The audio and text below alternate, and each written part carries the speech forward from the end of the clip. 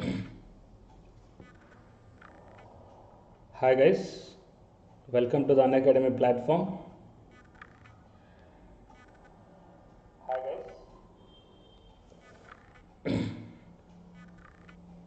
And welcome to the NTA UGC NET Electronic Science free live classes in the Unacademy YouTube channel.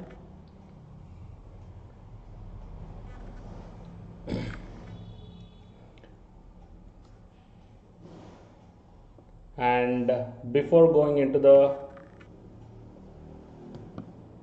hi Akshaya, good afternoon. So before going into the main content of this session, here the announcement is that the candidates who are giving the exam on 5th November 2020, here the Unacademy is providing the crash course for this one, for this exam, that is titled as Crash Course on Electronic Science through Multiple Choice Questions. And this course is already started from October 1st onwards and it continues up to this month end. And if you subscribe now itself, then you can able to access all the previous lectures and you can download all the previous class PDFs also. Okay, not a problem to that one. And coming to the complete course for the UGC NET Electronic Science, it is going to start from November 10th 2020 onwards. And to take this, to avail these courses, here the different subscription plans are displayed on your screen. So it is a 1 month and 3 months, 6 months, 12 months and 24 months. So if you are giving the exam in this 5th November 2020, then you may take the 1 month of subscription plan. Or else if you are planning to take the, if you are planning to give the exam in the future, in the next upcoming year or next month, then you may take any one of the subscription plan. But if you want to take the subscription plan or else these courses, then use my referral code, that is Aswini K, then you will get 10% discount on any one of the subscription plan. Fine. Okay, so now coming to the present content of the video. So here these are the questions we are going to see here. Fine. Fine. So first we will see this question, guys.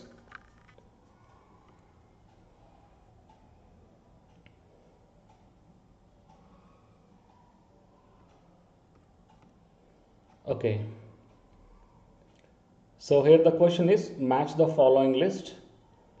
Here the discrete time domain functions in the list 1 and in the list 2 Z transform functions are given here. So we have to find out or else we have to identify which function will match up to the which Z transform. Okay. Fine. So first I will tell you the basic Z transform expression, and from that one we will go into this question. Okay. Fine. So the Z transform, let's take x of t. The Z transform of the x of t can be taken as a x of z, and this x of z can be given as sigma n is equal to minus infinity to plus infinity x of n into z power minus n. Okay. So from this question I will make you clear about how to calculate the Z transforms, as well as how to use some properties, as well as how to find out the region of convergence. Okay, all these things you will get idea.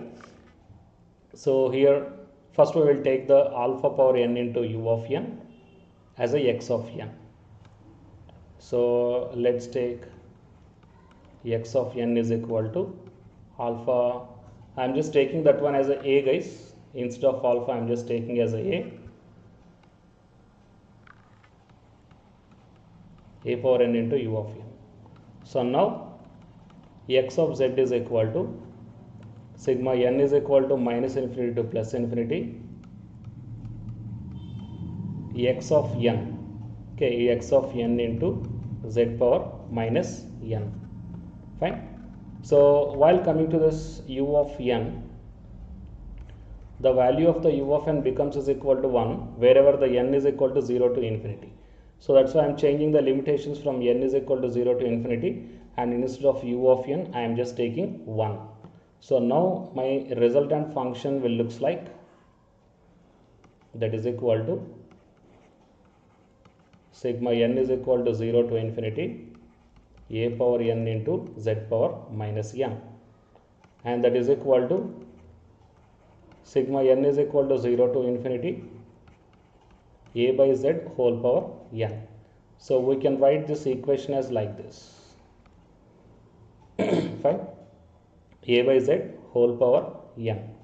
Next, if I expand the summation, then I am going to get like this: 1 plus a by z plus a by z whole square plus so on up to. Okay.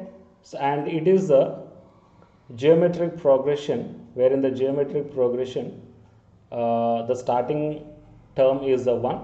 Okay, if it is a geometric progression, then here the answer to this one is starting term divided by 1 minus r. So what is the r here is that second term divided by first term, or else third term divided by second term,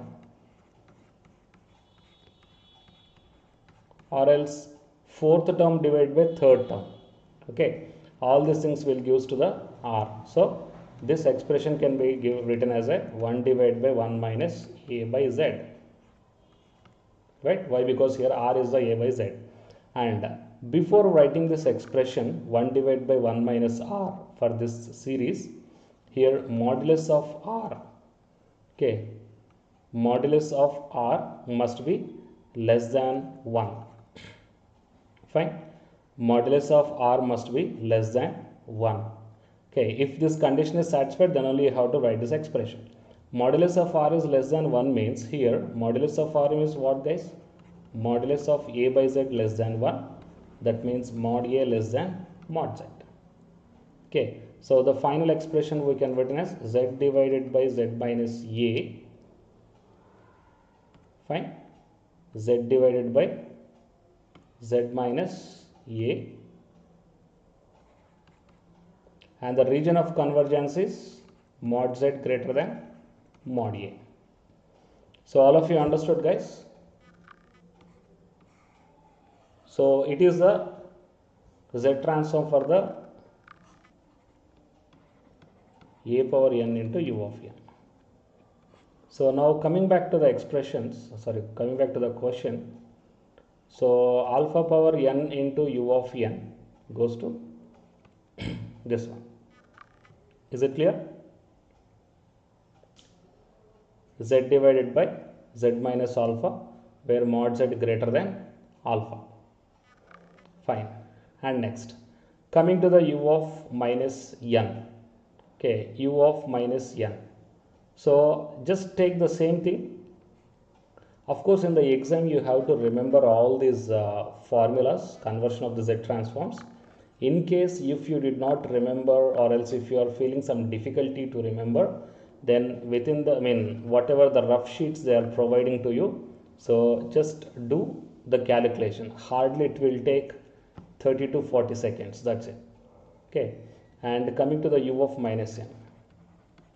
If x of n is equal to u of minus n, then sigma n is equal to minus infinity plus infinity x of n into z power minus n. Now u of minus n becomes is equal to 1 from when to when? It becomes is equal to 1 from when to when? N is minus infinity to 0. So minus infinity to 0, 1 into z power minus 1. Okay. So if I substitute all, if I expand the summations, then I will get z power 0, z power minus 1, z power minus 2, z power minus 3, so on up to z power minus infinity. Right? I will get like this. And here 1 divided by 1 minus r. Here r is the z. correct? Fine. So 1 divided by 1 minus z I will get like this. And while coming to the r is the z, okay, coming to the z, we can take that r must be less than 1. Okay, so for this u of minus n, you will get like this, 1 divided by 1 minus z.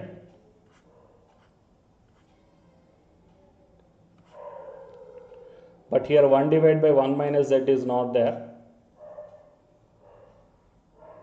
Okay, but if you can simplify this one, you will get the same thing. Okay, if you simplify this one, you will get the same thing. So here the d goes to 1. And in the given options, b goes to 2 in the two options. That means 2 and 4 is the wrong. And b goes to 2. B goes to 2 in the, D goes to 1 in the first option. So third option is also wrong. That means the first option is the correct one.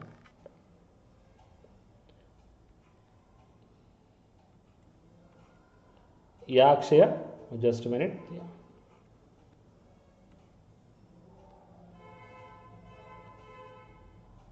Akshaya, here mistake is there here.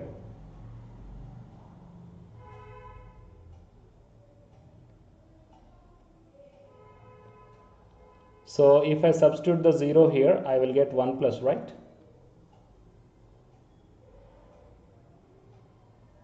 Okay, z power 0 is nothing but 1.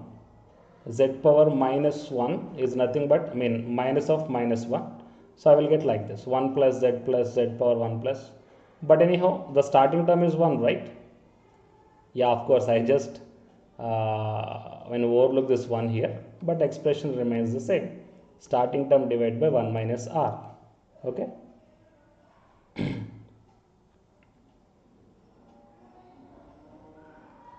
Is it clear?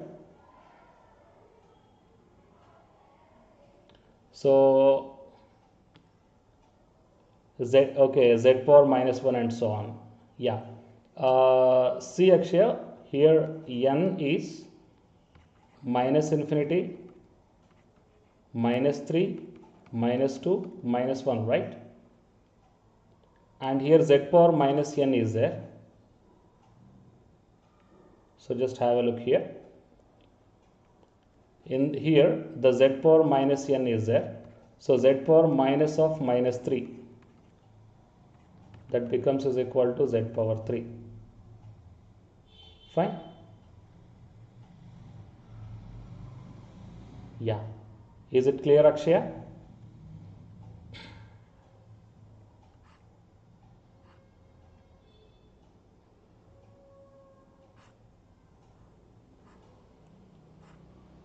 Okay. And now coming to both these things, this one and this one. So coming to this one, here the property is that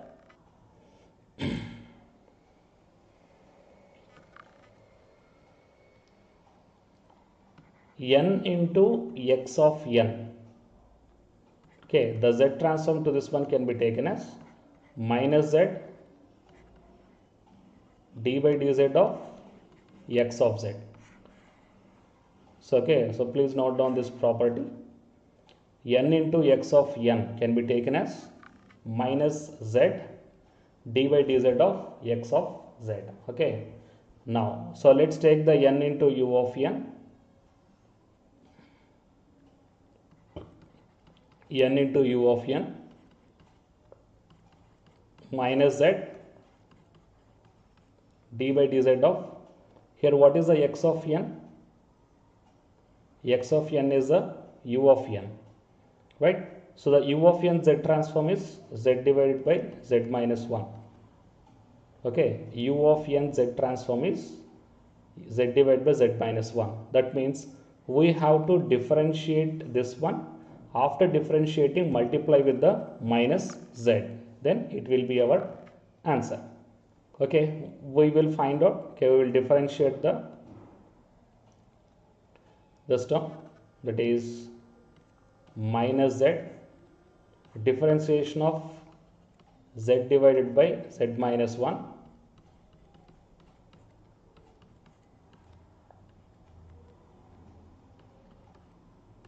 I will get like this. Okay, and then z minus 1 minus z. So here z and z, both these two cancels. Now I will get minus into minus plus z divided by z minus 1 whole square. Okay, z divided by z minus 1 whole square means here z divided by z minus 1 whole square. That means a goes to 3. And in the same way, you try yourself n into alpha power n into u of n. Okay, just apply the same property, and here the x of n means alpha power n into u of n is the x of n. Then you will get this equation. Okay, so like that you have to find out the z transforms as well as the region of convergences. Okay, so I think with this question you will get some clarity regarding the finding out the z transforms as well as the region of convergence. Fine.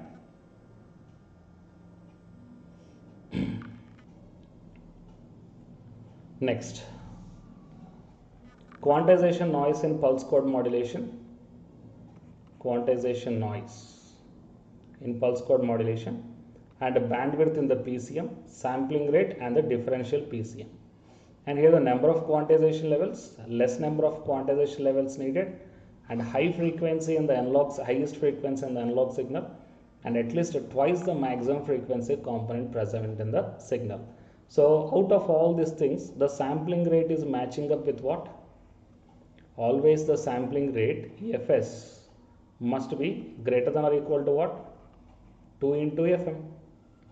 That means it matches to here, right? At least twice. That means C goes to 4. So C is going to 4 only in one option and all the remaining are the wrong. Okay, and next, while coming to the bandwidth. So the bandwidth is nothing but it is the highest frequency. Generally the bandwidth in the PCM can be taken as a RB, that is nothing but a bit rate. Okay, and bit rate is nothing but reciprocal of the bit duration. Okay, and here the bit duration depends upon the highest frequency of the analog signal. Okay, so B goes to 3. And next, differential pulse code modulation. Whatever the differential pulse code modulation means, comparing with the PCM, the differential pulse code modulation, how it make the difference is that in the pulse code modulation, each and every sample has to be encoded.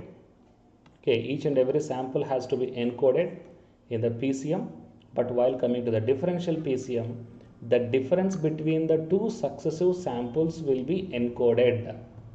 Okay, so such that the less number of quantization levels will require. And the differential PCM is fast comparing with the general pulse code modulation. And coming to the quantization noise in the PCM, it is absolutely depends upon the number of quantization levels. Okay, so this is it. So here the first option is the correct one. And next question. Darlington transistor, common base configuration, common emitter configuration, common collector configuration. So Darlington transistor matches up with what, guys?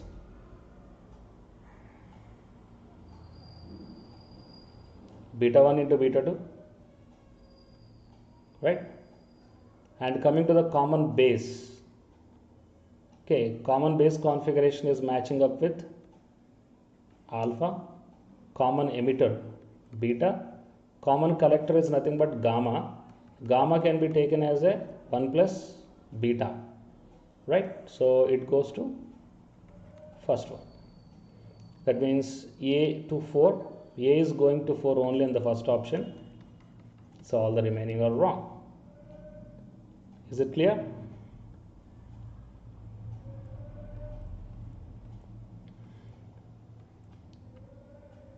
Next question.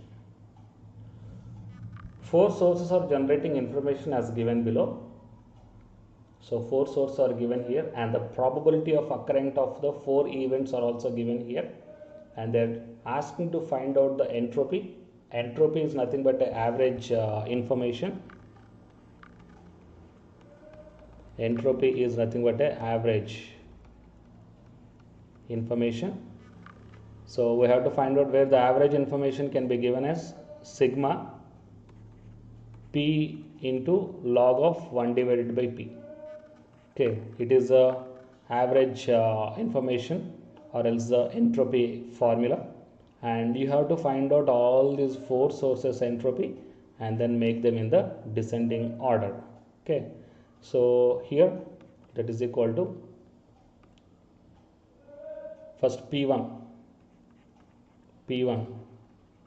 log of 1 divided by p1 plus p2 log of 1 divided by p2 plus p3 log of 1 divided by p3 plus 1 by 4 log of 1 divided by 1 by 4.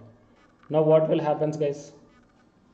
This log of 1 divided by 1 by 4 becomes the log 4, and this log 4 can be taken as a 2 square, and it can be taken as a 2 log 2, and log 2 value becomes is equal to 1. Why? Because for all the logs the base is the 2, and next 1 by 4 is multiplied with the 2, then I will get 1 by 2.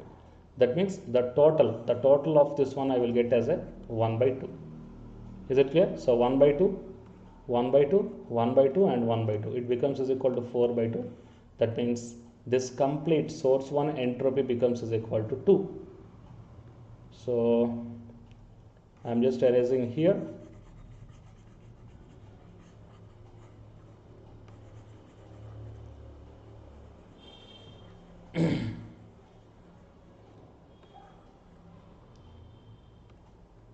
And write as a 2. Next, that is equal to log 2, 1 by 2 into log 2 plus 1 by 4 into log 4 plus 1 by 8 into log 2 cube plus 1 by 8 into log 2 cube. Okay. Now what I will get here? 1 by 2 plus 1 by 2 plus 6 by 8. That becomes is equal to 1 plus 3 by 4. That is equal to 7 by 4. 7 by 4 means 1 point, okay, 7. So 1.7 I will get. So I am just erasing all these things.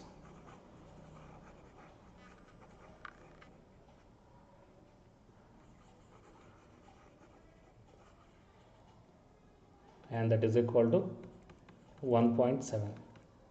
And next, while coming to this one, 1 by 2, 1 by 2, 1 by 4 into 2, 1 by 4 into 8. 1 by 2, 1 by 2, 1 by 2 becomes is equal to 3 by 2 plus 2. That becomes is equal to 7 by 2. 7 by 2 means 3.5. So here for the source 3, the value I am getting is the 3.5.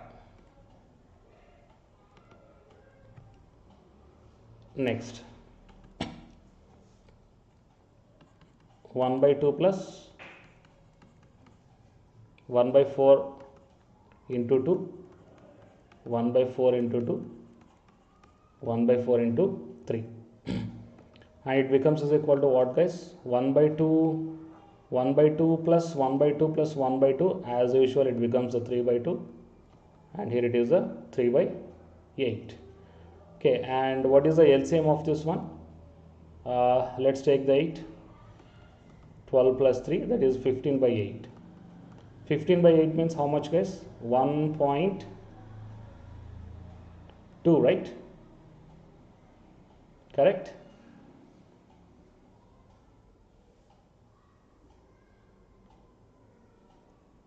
Okay, 70.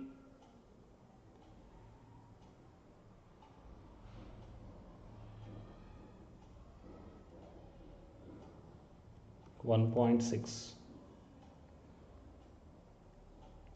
So you will get here, the last one is a 15 by 8. Okay.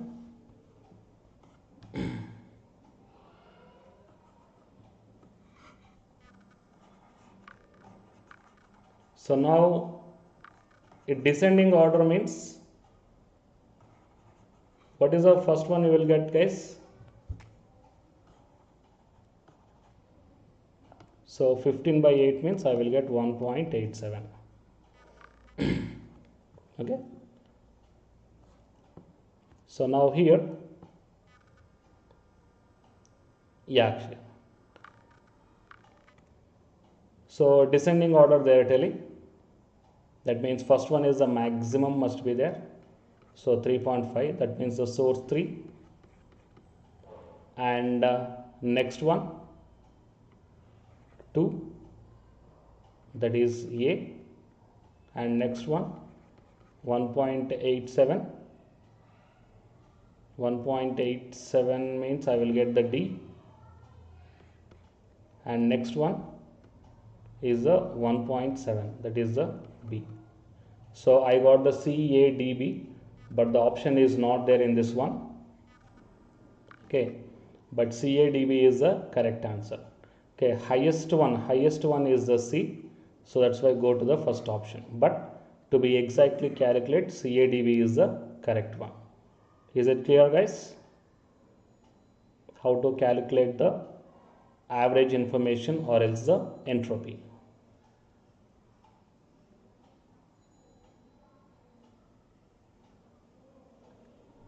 And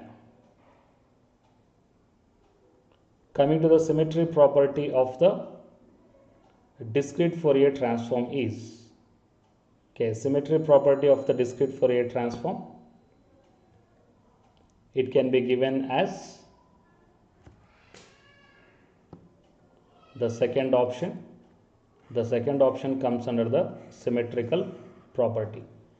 Okay, that means from sigma n is equal to 0 to n minus 1. Okay, so from 0 to n minus 1, the conjugate of the given input signal becomes is equal to the conjugate of the discrete Fourier transform. Okay, so it is a symmetric property.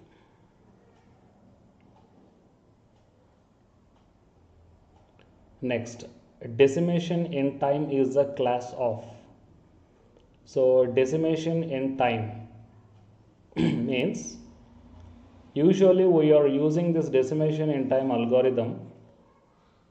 See, yes, first take the discrete Fourier transform. In the discrete Fourier transform, if x of n is equal to some minus 1, 2, 4, 9 and 12 like this, and here it is the arrow mark, then for n is equal to 0, x of n is equal to minus 1, and n is equal to 1, x of n is equal to 2. Next, n is equal to 3, x of n is equal to 4. Okay, you can take that like that. So in the discrete Fourier transform, what we have to do is that the multiplication and addition, both these two has to be done. Okay, so here, while coming to the fast Fourier transform, if the n number of samples are there here, then they will take the time, how much time they are taking for the one sample. Then for the n number of things, the multiplication with respect to the n will take place. But while coming to the fast Fourier transform, this n we are dividing into n by 2 and n by 2, half of. Okay, and this n by 2 will be the odd and this n by 2 will be the even sequence. Okay, odd means n is equal to 1, 3, 5, 7 like that, and here even means n is equal to 0, 2, 4, 6 like this. So, and both these two will be computed and calculated at a time.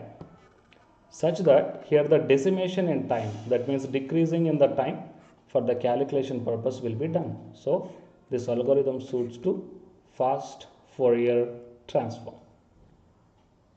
Is it clear, guys? Next, for a periodic signal f of t satisfying the Dirichlet conditions, then the Fourier series consists of. So Fourier series has to satisfy the Dirichlet conditions. Whenever it is satisfying, then it has to contain x of t can be taken as a naught plus sigma n is equal to infinity an into cos n omega t plus sigma n is equal to 1 to infinity bn into sin n omega t. Okay, it is a expression for the Fourier series which is satisfying the Dirichlet conditions. Now a naught represents the DC term, and it is the cosine term, and it is the sine term. That means the Fourier series which is satisfying the Dirichlet conditions, it must have the DC, sine and the cosine terms. All these three must be there. Okay. Okay guys, so it is a present session, and the remaining questions we will see in the tomorrow session, guys. So whatever the points, if you feel the important, or if you want to note down, then you may note down from this session, which might be helpful in the upcoming examination. Okay guys, thank you very much. Thank you Akshaya and Ramya and Afrin. Thank you very much for your participation. So we will meet in the next session, guys.